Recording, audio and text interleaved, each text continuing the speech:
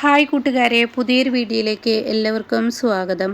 അങ്ങനെ നിധി വളരെ സങ്കടത്തോട് കൂടിയിട്ട് ഇങ്ങനെ നിർമ്മലയോട് പറയാണ്, നിങ്ങളിങ്ങനെ പുറത്തിറങ്ങി നടക്കല്ലേ, ആ CKCയുടെ കയ്യിൽ കെട്ടിക്കഴിഞ്ഞാൽ അവർക്ക് പിന്നെ എന്താ ചെയ്യുമെന്ന് അറിയില്ല, നിങ്ങളെ കൊല്ലാൻ പോലും മടിക്കില്ല. എൻ്റെ ഗൗതമിന് അമ്മയെ വേണം, അവൻ്റെ പെറ്റമ്മയെ കിട്ടിയ ആ സന്തോഷത്തിൽ അവനൊന്ന് ആ ഒരു സമാധാനത്തോട് കൂടിയിട്ട് ഇരുന്നോട്ടെ ഗൗതം, അതുകൊണ്ട് പുറത്തിറങ്ങരുത് എന്ന് സത്യമൊക്കെ അങ്ങനെ പറയണം കേട്ടോ. അങ്ങനെ ഈ വാക്കുകളൊക്കെ കേൾക്കുമ്പോൾ ശരി മോളെ, ഞാൻ ചെയ്യില്ല, എന്ത് കുറവുണ്ടെങ്കിലും അത് ഞാൻ നികത്തി തരാം, ഒരിക്കലും പുറത്തിറങ്ങല്ലേ നിർമ്മല ആൻറ്റി എന്നൊക്കെ പറഞ്ഞിട്ട് നിർമ്മലയുടെ മുന്നിൽ നിന്ന് നിധി പോവാണ് കേട്ടോ. പിന്നീടാണെങ്കിൽ പാറുവിനെയാണ് കാണിക്കുന്നത്. പാറു ഇങ്ങനെ ടെൻഷൻ അടിച്ചിരിക്കുകയാണ്.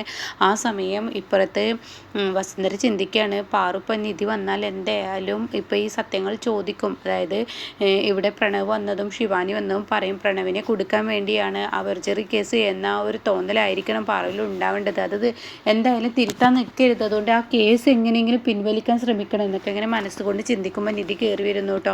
നിധിയെ കണ്ടവിടെ തന്നെ പാറു ഓടി വന്ന് ചോദിക്കുകയാണ്, നിധി ഞാൻ നിന്നോടൊരു കാര്യം ചോദിക്കട്ടെ, എന്താന്ന് ചോദിക്കുകയാണ്. നീ സത്യത്തിൽ ഒരു കേസുമായി മുന്നോട്ട് പോകുന്നുണ്ടല്ലോ, CKCയുടെ കേസുമായി. അതെ, ഞാൻ പോകുന്നുണ്ട്. എന്താ പാറു എനിക്ക് വേണ്ടത്? ആ കേസുമായി മുന്നോട്ട് പോയാൽ എൻ്റെ പ്രണവ് അതിൽ കുടുങ്ങുമോ? അത് കേട്ടോടനെ ഇതെന്താ ഇങ്ങനെ ഒരു ചോദ്യം ചോദിക്കുന്നത്? അതെ, ഞാൻ ചോദിച്ചതിന് മറുപടി പറയാം. അപ്പോൾ വസുന്ധര ഇത് ഒളിഞ്ഞ് നിന്ന് കേൾക്കണം കേട്ടോ. അപ്പോൾ തന്നെ നിധി പറയണേ, എന്നാലും എൻ്റെ പാറു ആൻറ്റിക്ക് അങ്ങനെ ഒരു ചോദ്യം ചോദിക്കണം എന്നുണ്ടെങ്കിൽ ഇവിടെ എന്തെങ്കിലും പ്രശ്നം ഉണ്ടായി? ഉണ്ടായി, അതുകൊണ്ടാണ് ഞാൻ ചോദിക്കുന്നത്. ഇനി പറ, എൻ്റെ പ്രണവ് അതിൽ കുടുങ്ങുമോ എന്ന് ചോദിക്കുമ്പോൾ ഒരിക്കലും പ്രണവ് അതിൽ കുടുങ്ങില്ല. ഇത് CKCയെ കൊടുക്കാനാണ്. പ്രണവ് നിരപരാധിയാണ്. പ്രണവിനെ കെട്ടിയിട്ടിരിക്കുകയായിരുന്നല്ലോ CKCയുടെ തന്ത്രമായിരുന്നല്ലോ. അപ്പോൾ അത് തെളിയിക്കുക, അത് കോടതിയുടെ മുന്നിലും പ്രണവിൻ്റെ മുന്നിലും തെളിയിക്കുക. പ്രണവ് തിരിച്ചിങ്ങോട്ടേക്ക് വരണം, അതിനു വേണ്ടിയാണ് ഞാനിത് ചെയ്യുന്നതെന്നിങ്ങനെ പറഞ്ഞുകൊണ്ട് തന്നെ എനിക്ക് ആശ്വാസമായി, സമാധാനമായി. എന്താ ഇപ്പോൾ ഇങ്ങനെയൊക്കെ ചോദിക്കാൻ? പെട്ടെന്ന് ഈ ഒരു ചോദ്യം ചോദിച്ചപ്പോൾ എന്നെ വല്ലാതെ ഭീതിപ്പെടുത്തി, അതുകൊണ്ട് ചോദിച്ചാൽ നിധി പറയണം. അപ്പോൾ അത് കേട്ടോടെ തന്നെ പാറു പറയണം, മോളെ ശിവാനിയും പ്രണവും ഇവിടെ വന്നിരുന്നു, അവർ പറയണം അവരെ കൊടുക്കാനുള്ളൊരു കേസാണ് ഇതെന്നൊക്കെ പറഞ്ഞിട്ട് അവർ വളരെ ദേഷ്യത്തോടു കൂടി ചൂടാവുകയും പെരുമാറുകയൊക്കെ എന്നോട് ചെയ്തു. അതുകൊണ്ടാണ് മോളെ ഞാൻ എന്നോട് ഇത് ചോദിച്ചത് എന്നൊക്കെ ഇങ്ങനെ പറയണം കേട്ടോ. ആ സമയം ഈ വാക്കുകൾ കേട്ടോടെ തന്നെ നിധിയുടെ ഈ വാക്കുകൾ കേൾക്കുമ്പോൾ ഉടൻ തന്നെ പാറുവിൻ്റെ ഈ വാക്കുകൾ കേൾക്കുമ്പോൾ നിധി ആശ്വസിപ്പിക്കാൻ കേട്ടോ. അപ്പോഴേക്കും വസുന്ധര ഓടി വന്നിട്ട് പറയണേ, ഇവളുടെ പച്ചക്കെല്ലാം ഒരിക്കലും വിശ്വസിക്കരുത് പാറു, അതുകൊണ്ട് ഏട്ടത്തി ഒരു കാര്യം ചിന്തിക്കണം, ഇത് ശരിക്കും പ്രണവ് ഇതിൽ കുരുങ്ങും എന്ന് പറയണം കേട്ടോ. ഇത് കേൾക്കുന്നത് നിധി പറയണേ, നിങ്ങൾ വായി തോന്നിയത് വിളിച്ച് പറഞ്ഞ ഒരു കുടുംബം ഭിന്നിപ്പിക്കുന്ന പരിപാടിയാണ് നിങ്ങൾ ഈ വീട്ടിൽ ചെയ്തുകൊണ്ടിരിക്കുന്നത്, അതുകൊണ്ട് എൻ്റെ അടുത്ത് നിങ്ങൾ വേണ്ട. എന്താടി നീ എന്നെ പറഞ്ഞത്? അതെ, പ്രണവ് ഞങ്ങളുടെ വീട്ടിലാണ്. എടി നീ ഈ വീട്ടിലെ വളർത്തു മകൻ്റെ ഭാര്യയാണ്, എനിക്ക് യാതൊരുവിധ അവകാശവും ഇല്ല എന്നൊക്കെ എന്നെ പറയുമ്പോൾ ഉടൻ തന്നെ വസുന്ധരയോട് പാറു ചൂടാവുകയാണ് കേട്ടോ. ആരടി വളർത്തു മകൻ? അതെ, ഇവൾക്ക് ഇവിടെ ഒരു യോഗ്യതയില്ല. പ്രണവ് എന്നാൽ ഇവിടുത്തെ കുട്ടിയാണ്, ഈ വീട്ടിലെ നീ പ്രസവിച്ച്, അതായത് എൻ്റെ ഏട്ടത്തി പ്രസവിച്ച എൻ്റെ ഏട്ടൻ്റെ കുട്ടിയാണ്, അതുകൊണ്ട് തന്നെ പ്രണവിനുള്ള അവകാശം ഇവൾക്കില്ല. അപ്പോൾ അതുകൊണ്ട് ഇവിടുത്തെ അവകാശം ശിവാനിക്കാണ് എന്നൊക്കെ ഇങ്ങനെ പറഞ്ഞ് സംസാരിക്കുകയാണ് കേട്ടോ. അപ്പോൾ ഈ സമയം നിധി പറയണ, തോന്നിയത് വിളിച്ച് പറഞ്ഞ ഒരുപക്ഷെ ഞാൻ കേട്ട് നിൽക്കില്ല, നിങ്ങൾക്ക് എന്ത് അവകാശമാണ് ഈ വീട്ടിലുള്ളത്? നിങ്ങൾ ഈ വീട്ടിൽ ആരാന്ന് ചോദിച്ച ഉടനെ എന്താണ് നീ എന്നെ പറഞ്ഞതെന്ന് പറഞ്ഞിട്ട് നിധിയെ അടിക്കാൻ ഒരുങ്ങുമ്പോഴേക്കും നിധിയ വസുന്ധരയുടെ കൈ പിടിച്ച് പിരിക്കുകയാണ് കേട്ടോ. എന്നിട്ട് പറയണേ, നിങ്ങൾ എന്നെ ഒരിക്കലും അടിക്കാൻ സമ്മതിക്കില്ല, നിങ്ങൾക്ക് അടിക്കാൻ അതിന് കഴിയില്ല. നിങ്ങളൊരു കാര്യം ചിന്തിച്ചോ, ഇപ്പോൾ ഈ വെർജറി കേസ് റിമൂവ് ചെയ്യുക എന്നുള്ളത് നിങ്ങളുടെയും കൂടി ലക്ഷ്യമാണ്. കാരണം എന്താണെന്ന് അറിയോ, ഈ കേസുമായി ഞാൻ കോടതിയിലോട്ട് മുന്നോട്ട് പോയാൽ പ്രണവ് ഈ വീട്ടിലോട്ട് വരും. CKC എന്ന് പറയുന്ന ആളെ പോലീസിൽ ജയിലിൽ പിടിച്ചിടുകയും ചെയ്യും. അപ്പോൾ അതുണ്ടായിക്കഴിഞ്ഞാൽ നിങ്ങളുടെ തന്ത്രങ്ങൾ വിജയിക്കില്ലല്ലോ. നിങ്ങളും നിങ്ങളുടെ ഇപ്പോഴത്തെ മരുമകൾ എന്ന് പറയുന്ന ആ ശിവാനിയും കൂടി ഈ കുടുംബം തകർക്കുക എന്നുള്ള ലക്ഷ്യം നിറവേറില്ലല്ലോ. അപ്പോൾ അതിന് വേണ്ടിയല്ലേ നിങ്ങളിപ്പോൾ ഈ പരിപാടിയൊക്കെ നടത്തുന്നതെന്ന് പറയാം കേട്ടോ. അപ്പോഴേക്കും വീണ്ടും വസുന്ധര ചൂടാകുമ്പോൾ പറയാണ്, ഇനി എൻ്റെ മരുമകളുടെ നേർക്ക് കൈവയ്ക്കാൻ നിന്നെ ഞാൻ വെറുതെ വിടില്ല, അതുകൊണ്ട് നീ അടങ്ങി ഒതുങ്ങിക്കോ. ഇവളൊരിക്കലും എനിക്ക് ഒരു ഉപദ്രവം ചെയ്യുന്ന പ്രവൃത്തി ചെയ്യുന്ന എനിക്ക് തോന്നുന്നില്ല. എൻ്റെ കുടുംബത്തിന് വേണ്ടി ജീവിക്കുന്നവളാണ് ഈ പറയുന്ന നിധിയും ഗൗതമും, അതുകൊണ്ട് മോള് പോയി റെസ്റ്റ് എടുക്കുക പറഞ്ഞിട്ട് നിധിയെ റൂമിലോട്ട് പറഞ്ഞു വിടുകയാണ് കേട്ടോ. നിധിയാണെങ്കിലും റൂമിൽ ചെല്ലുമ്പോൾ നിധിക്ക് യാതൊരുവിധ സമാധാനം കിട്ടുന്നില്ല. ഈശ്വര, ഈ വെർജറി കേസുമായി മുന്നോട്ട് പോയി കഴിഞ്ഞാൽ എങ്ങനെ എന്ത് തെളിവാണ് ഞാൻ ഉണ്ടാക്കുക? ആകെ ഒരു ഡോക്ടറായിരുന്നു, ആ തെളിവ് നഷ്ടപ്പെട്ടു എന്ന് പറയുമ്പോഴാണ് തനിക്ക് ആ ഒരു തൻ്റെ വക്കീൽ വിളിക്കുന്നത് കേട്ടോ. ഈശ്വര, ഇതാ വക്കീലാണല്ലോ എന്ന് പറഞ്ഞിട്ട് ഫോൺ എടുക്കുന്നുണ്ട് കേട്ടോ. അപ്പോൾ ഉടൻ തന്നെ നിധി, എന്താ മേഡം? അതെ, വെർജറി കേസുമായി മുന്നോട്ട് പോകുമ്പോൾ എന്തെങ്കിലും ഒരു തെളിവ് വേണ്ട, ആ തെളിവ് എന്താ ഉള്ളത് എന്ന് ചോദിക്കുമ്പോൾ ഉടൻ തന്നെ നിധി പറയണ കേസുമായി മുന്നോട്ട് പോകണമെന്ന് എനിക്ക് ആഗ്രഹം ഉണ്ടായിരുന്നു. ഏകൊരു തെളിവ് എന്ന് പറയുന്നത് പവിത്രം പറഞ്ഞത് ആ ഡോക്ടറായിരുന്നു. ആ ഡോക്ടറുടെ എല്ലാ മൊഴികളും എനിക്ക് ഇങ്ങനെ ഞാനൊരു ബാഗ് വെച്ച് അതിൽ പകർത്തിയെടുത്ത, പക്ഷെ അതിൽ സൗണ്ട് പുറത്തോട്ട് വന്നില്ല. അതാണ് ഇപ്പോൾ ഉണ്ടായ പ്രശ്നം എന്നൊക്കെ ഇങ്ങനെ പറയണം കേട്ടോ. അപ്പോൾ ഈ സമയം എന്തൊരു നല്ല കാര്യമായിരുന്നു. ആ സൗണ്ട് പുറത്തു വരികയാണെങ്കിൽ CKC കുടിക്കാൻ പറ്റിയ നല്ലൊരു തന്ത്രമായിരുന്നു. ഇനിയിപ്പോൾ എന്ത് ചെയ്യും? ഇനി കേസുമായി മുന്നോട്ട് പോകുന്നതിൽ കാര്യമില്ലല്ലോ. കാരണം കേസുമായി മുന്നോട്ട് പോകണമെന്നുണ്ടെങ്കിൽ നല്ലൊരു തെളിവ് കയ്യിൽ വേണ്ടേ. അതില്ലാതെ എങ്ങനെ കേസുമായി മുന്നോട്ട് പോകും എന്നൊക്കെ ചോദിക്കണം കേട്ടോ. ആ സമയം ഉടൻ തന്നെ നിധി, എനിക്കറിയില്ല, എന്തെങ്കിലും ഒരു തെളിവ് ഈശ്വരൻ കയ്യിൽ കൊണ്ടുവന്ന് തരാതിരിക്കില്ല, അപ്പോൾ നമുക്ക് കേസുമായി മുന്നോട്ട് പോകാം എന്നൊക്കെ പറഞ്ഞിട്ട് നിധി ഫോൺ വെക്കുകയാണ്. അങ്ങനെ നിധി ഇങ്ങനെ ടെൻഷൻ അടിച്ച് കിടക്കുമ്പോൾ അങ്ങോട്ടേക്ക് ഗൗതം കയറി വരികയാണ്. ആരാ വിളിച്ചതെന്ന് ചോദിക്കുകയാണ്. ആ സമയം പറയാണ്, അത് ആ വക്കീലാണ്, ആ കേസുമായി മുന്നോട്ട് പോകണമെങ്കിൽ തെളിവ് വേണം, അപ്പോൾ അതിനെക്കുറിച്ചാണ്. അപ്പോൾ ഉടൻ തന്നെ ഗൗതം പറയണ, ഇനിയിപ്പോൾ എന്താ ചെയ്യുക, എന്ത് തെളിവാണ് കിട്ടുക, എന്താണ് തെളിവുള്ളത് എന്നൊക്കെ ചോദിച്ച ഉടൻ തന്നെ പറയാണ്, ആ ഏകൊരു തെളിവ് എന്തെങ്കിലും ഉണ്ടാക്കും, ഞാൻ ഉണ്ടാക്കാതിരിക്കില്ല.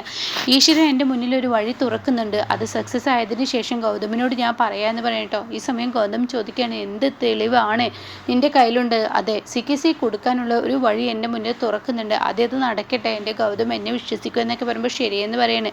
പിന്നീട് പിറ്റേ ദിവസം രാവിലെ ആവുന്നൊരു രംഗമാണ് കേട്ടോ. നിധി ഒരു അമ്പലത്തിൽ പോവാണ്. അപ്പോൾ നിധിയുടെ കയ്യിലൊരു കണ്ണടയുടെ കവറുണ്ട് കേട്ടോ, ഒരു കൂട്. ആ കൂട് ഇങ്ങനെ പിടിച്ച് നിധി ഇങ്ങനെ അമ്പലത്തിൽ നിന്ന്, ഈശ്വര ദൈവമേ, എൻ്റെ ഒപ്പം എൻ്റെ ദൈവം ഉണ്ടാവും എന്ന പ്രതീക്ഷയാണ്, ഇന്നേ വരെ അങ്ങനെ ഉണ്ടായിട്ടുണ്ട്, അപ്പോൾ ഇപ്പോഴും എന്നെ കൈവിടില്ല എന്നുള്ള പ്രതീക്ഷയുണ്ട്. ഞങ്ങളുടെ കുടുംബം തകർക്കാൻ നോക്കുന്ന ആ CKC എന്നേക്കുമായി ജയിലിലടക്കാനുള്ള ഒരു തെളിവ് എൻ്റെ കയ്യിലിരിക്കുന്ന ഈ കണ്ണടയാണ്. ഈ കണ്ണട വെച്ചിട്ട് എനിക്ക് അയാളെ കൊടുക്കണം, അതിനുള്ള ഒരു വഴി ആ CKC എൻ്റെ കൺമുന്നിലോട്ട് കൊണ്ടുവരണേ ഈശ്വര എന്നൊക്കെ ഇങ്ങനെ പറഞ്ഞ് താൻ അമ്പലത്തിൽ നിന്ന് ആ പൂജയൊക്കെ കഴിഞ്ഞ് ഇറങ്ങുന്ന സമയത്ത് തൻ്റെ മുന്നിലോട്ട് കാണാൻ തേടിയ വള്ളി തന്നെ കാലിൽ ചുറ്റിയതുപോലെ CKC വരുന്നു കേട്ടോ. CKCയെ കാണുന്ന നിധി, ഈശ്വരൻ എൻ്റെ കൂടെയുണ്ട് എന്നുള്ളതിൻ്റെ ഏറ്റവും വലിയ തെളിവാണ് ഇപ്പോൾ കണ്ടില്ലേ വന്നിരിക്കുന്നതെന്ന് പറയാം കേട്ടോ. ആ സമയം CKC ആണെങ്കിലോ, ഈ പിശാചിനെ കാണരുതെന്ന് കരുതിയ ആ പിശാചി തന്നെ എൻ്റെ മുന്നിൽ വന്നല്ലോ എന്ന് CKC ചിന്തിച്ചിട്ട് ഇങ്ങനെ നിധിയുടെ മുന്നിലോട്ട് വരികയാണ് കേട്ടോ. അപ്പോഴേക്കും നിധി എന്ത് ചെയ്യുക, തൻ്റെ കണ്ണട കൂട്ടിൽ നിന്നും കണ്ണട എടുത്ത് പെട്ടെന്ന് മുഖത്തോട്ട് വെക്കണേ. എന്നിട്ട് അയാൾ എൻ്റെ അടുത്തോട്ട് വരുമ്പോഴേക്കും തൻ്റെ ആ കണ്ണടയുടെ കാലിലൊരു സ്വിച്ച് ഉണ്ടാവും കേട്ടോ, അതങ്ങ് ഓണാക്കണം. അതിൽ ക്യാമറ ഘടിപ്പിച്ചിട്ടുണ്ടാവും കേട്ടോ. അങ്ങനെ നിധി ആണെങ്കിലോ ഇയാളുടെ അടുത്തോട്ട് വരികയാണ്. അപ്പോൾ ഉടൻ തന്നെ, ഇതെന്താ അമ്പലത്തിലോട്ട് ഒരു കൂളിംഗ് ഒക്കെ വെച്ച് വന്നിരിക്കുന്നത്, നിങ്ങളിപ്പോൾ അമ്പലത്തിലോട്ട് പിന്നെ വെറുതെ ആണോ വന്നിരിക്കുന്നത്, നിങ്ങളുടെ മുഖത്തും ഉണ്ടല്ലോ ഇതുപോലെ ഒരു കണ്ണട. അപ്പോഴേക്കും ഉടൻ തന്നെ CKC അത് എടുക്കുകയാണ്. എന്നിട്ട് നിധി ചോദിക്കുക. അപ്പോൾ CKC പറയണേ, ഞാനിത് വെച്ചിരിക്കുന്നത് ഡ്രൈവ് ചെയ്യുമ്പോൾ എൻ്റെ ആവശ്യങ്ങൾക്ക് വേണ്ടിയാണ്, സൂര്യപ്രകാശം അടിക്കാതിരിക്കാൻ. എന്നാൽ നീ എന്തിനാ വെച്ചിരിക്കുന്നത്? ഒരു സ്റ്റൈലേ, നിങ്ങളോട് സംസാരിക്കുമ്പോൾ നേരിട്ട് സംസാരിക്കുന്നതിനേക്കാൾ നല്ലത് കണ്ണട വെച്ച് സംസാരിക്കുന്നത് നല്ലതെന്ന് എനിക്ക് തോന്നി. പേടി കൊണ്ടാണോ എന്ന് ചോദിക്കുകയാണ്. എനിക്കൊരു പേടിയില്ല, എന്തായാലും നിങ്ങളെ ഞാൻ കൊടുക്കാൻ ഉദ്ദേശിച്ചിട്ടുണ്ട്, അത് കൊടുക്കും. കാരണം നിങ്ങൾ ഇന്നലെ ഗൗതമിൻ്റെ കയ്യിൽ നിന്നും കഷ്ടിച്ച് രക്ഷപ്പെട്ടതല്ലേ. ഞാൻ വന്നില്ലായിരുന്നെങ്കിൽ ഇന്നലെ ഇപ്പോൾ നിങ്ങൾ മൂക്കിൽ പഞ്ഞും വെച്ച് കിടന്നിരുന്നു. അപ്പോൾ ഇതുപോലത്തെ ഒരു കണ്ണടയും നിങ്ങളുടെ മുഖത്തുണ്ടായിരുന്നു എന്നൊക്കെ പറയുമ്പോൾ ഉടൻ തന്നെ, എടി നീ എന്താടി പറഞ്ഞത്? അതെ, ഇന്നലെ ഞാൻ നിങ്ങൾക്ക് തന്ന ഭിക്ഷയാണ് ഈ ജീവിതം, അതുകൊണ്ട് നിങ്ങൾ മാറാൻ ഉദ്ദേശമുണ്ടെങ്കിൽ മാറിക്കോളൂ. ഞാനൊരു കാര്യം പറഞ്ഞു, നിങ്ങളുടെ ഡേറ്റ് ഓഫ് ബർത്ത്, അതായത് നിങ്ങൾ ജനിച്ച ദിവസം എല്ലാ സത്യങ്ങളും വെളിയിൽ വരുന്ന, അത് വരാൻ ഇനി അധിക ദിവസമൊന്നുമില്ല, നിങ്ങൾ ഓർത്ത് വെച്ചോളൂ എന്നൊക്കെ ഇങ്ങനെ നിധി പറയണം കേട്ടോ. എടി നീ എന്താടി എന്നെ എത്ര കാലമായിട്ട് നീ നിൻ്റെ ഭർത്താവും പൂട്ടാൻ നോക്കുന്നത്, എന്നാൽ നിനക്കും നിൻ്റെ ഭർത്താവിനും എന്നെ ഒന്നുപോലും ചെയ്യാൻ കഴിയില്ല, ഒന്ന് പറഞ്ഞാൽ ഒന്നും ചെയ്യാൻ കഴിയില്ല, അത് ഉറപ്പുള്ള കാര്യമാണ്. അപ്പം നിധി പറയണേ, എൻ്റെ പ്രതീക്ഷ നിങ്ങളെ ചെയ്യാൻ കഴിയുമെന്നുള്ളതാണ്, നിങ്ങളെ ഈ കേസുമായി മുന്നോട്ട് കൊണ്ടുപോയി നിങ്ങളെ ജയിലിൽ അടക്കുക എന്നുള്ളതാണ്. അപ്പോൾ ഉടൻ തന്നെ CKC പറയണേ, എന്ത് കേസ്, കേസുമായി എങ്ങനെ നീ മുന്നോട്ട് പോകും? വെർജറി കേസുമായി നീ മുന്നോട്ട് പോകുമ്പോൾ നിനക്കൊരു തെളിവ്, ഏക തെളിവ് എന്ന് പറയുന്നത് ആ പറയുന്ന ഡോക്ടറായിരുന്നു, അവനെ ഞാൻ എനിക്കൊപ്പം ആക്കിയില്ല, പിന്നെ എങ്ങനെ? അപ്പോഴേക്കും നിധി മനസ്സുകൊണ്ട് ചിന്തിക്കുകയാണ്, ആടാ നീ പറയടാ, അത് തന്നെയാണ് വേണ്ടത്, തുടങ്ങി, നീ തുടങ്ങാൻ വേണ്ടിയാണ് ഞാൻ ഇതിട്ട് തന്നത്.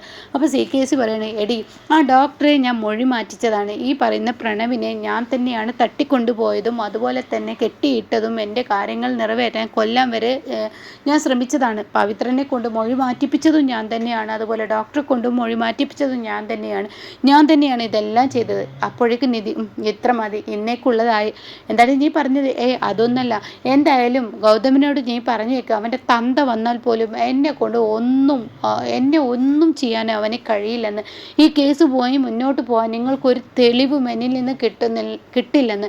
അവൻ ഇത് പറയണ, അത് നിങ്ങളുടെ തോന്നൽ മാത്രമാണ്, തോന്നലടി ഉള്ള സത്യം ഉള്ളതുപോലെ പറഞ്ഞതാണ്. അപ്പോഴേക്കും തന്തയെ പറയുമ്പോൾ ഉടനെ നിധി ചിന്തിക്കുന്നുണ്ട്, ഈശ്വര ഇങ്ങനെ ഒരു വൃത്തികെട്ട തന്ത എവിടെയും ഉണ്ടായിട്ടുണ്ടാവില്ല. ഇത്രയും കഷ്ടം, ഇത്രയും ദുരിതം അനുഭവിക്കേണ്ട, അതായത് സ്വന്തം മകൻ്റെ തന്ത തന്നെ തന്തയെക്കുറിച്ച് പറയുമ്പോൾ അതെന്തപ്പോൾ പറയാനില്ല ഇല്ല ഇയാളുടെ കഷ്ടകാലം പിടിച്ചൊരു ജീവിതം തന്നെയാണെന്ന് ഇയാൾ തന്നെ ഓരോ ദിവസം തെളിയിച്ചും കൊണ്ടിരിക്കുകയാണ്. എന്തായാലും നിങ്ങളുടെ പിറന്നാളിൻ്റെ അന്ന് നിങ്ങളുടെ മകൻ ആരാണെന്നും നിങ്ങൾ ഇത്രയും നാളും ദ്രോഹിച്ചിരുന്ന സ്വന്തം മകനെയാണെന്ന് അറിയാൻ പോവുകയാണ് എന്നൊക്കെ ഇങ്ങനെ നിധി ചിന്തിക്കുകയാണ് കേട്ടോ. എന്താടി നീ ചിന്തിക്കുന്നത്? ഒന്നുമില്ല.